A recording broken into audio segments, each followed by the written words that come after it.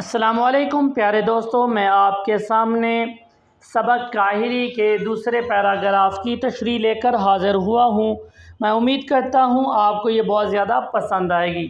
سب سے پہلے سبق کا عنوان کاہلی، مصنف کا نام سر سید احمد خان، ماخذ مقالات سر سید، جلد پنجم۔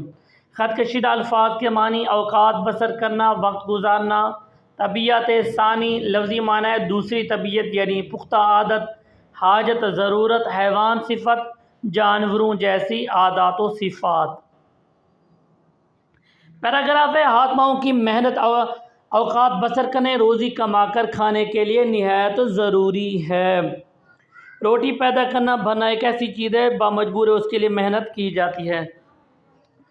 تو اس میں دو باتیں بیان کی گئی ہیں، بلکہ تین باتیں۔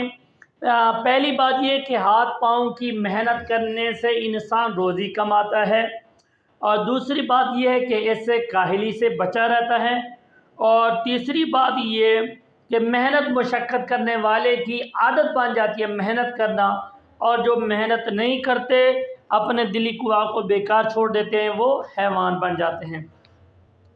تو یہ موٹی موٹی باتیں تھیں۔ اب میں اس کی تشریح کروں گا آپ کے سامنے۔ زیر تشریح عبارت میں مصنف کہتے ہیں کہ انسان اگر ہاتھ پاؤں کو کام میں لائے اور اس کے لیے مسلسل محنت اور کوشش کرے تو یہ محنت اور کوشش بہت زیادہ فوائد کی حامل ہوگی۔ ایک فائدہ تو اس کا یہ ہوگا کہ انسان مصروف رہے گا، اور مصروفیت کی وجہ سے وہ بہت سے فضول کاموں سے بچا رہے گا، اور دوسرا فائدہ یہ ہے کہ انسان کی روزی کا مسئلہ حل ہو جائے گا۔ ویسے آپ کو معلوم ہونا چاہیے، حدیث شریف کا مفہوم ہے، مشہور قول بھی ہے کہ جو دماغ فارغ ہوتا ہے وہ شیطان کا گھر بن جاتا ہے، لہٰذا اپنے آپ کو فارغ نہ رکھو، اپنے آپ کو اچھے اچھے کاموں میں مصروف کرو۔ تو اسی سلسلے میں حکیم سعید کا قول ہے محنت مشقت کے بارے میں کہ محنت کرنے والا کبھی پریشان نہیں ہوتا، اور سست آدمی کبھی خوش نہیں ہوتا۔ یہ پہلی دو لائنوں کے بارے میں ہم نے بتا دیا۔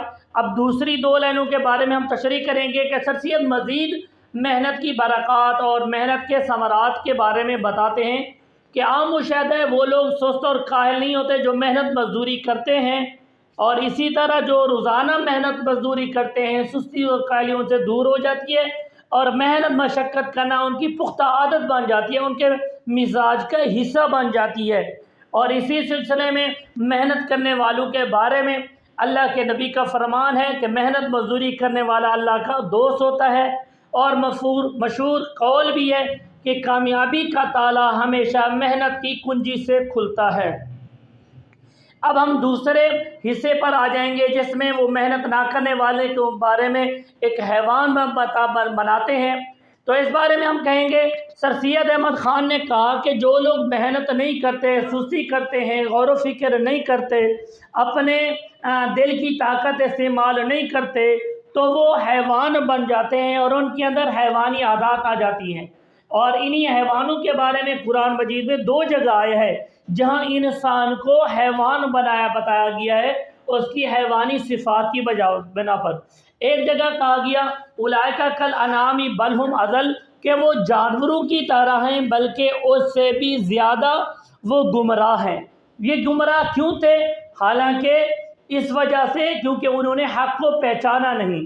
اور دوسری جگہ فرمایا ان شر الدواب عند اللہ الصم البکم الذین لا یعقلون، کہ بدترین جانور وہ ہیں جو اندھے اور بہرے ہیں اور جو عقل نہیں رکھتے۔ حالانکہ وہ اندھے بہرے نہیں تھے مشرکین مکہ، لیکن چونکہ حق کو سمجھنے کی صلاحیت سے عاری تھے اس وجہ سے ان کو اندھا کہا گیا ہے، بہرا کہا گیا ہے، اور عقل و سمجھ سے بالاتر کہا گیا ہے۔ تو یہ قرآن کا مفہوم ہے جو سر سید کے اس قول کی تائید کرتا ہے کہ جو لوگ اپنے قوائے قلبی کو، اپنی دل کی طاقت کو استعمال میں نہیں لاتے تو وہ بالکل حیوان بن جاتے ہیں۔ میں امید کرتا ہوں آپ کو یہ ویڈیو پسند آئی ہوگی۔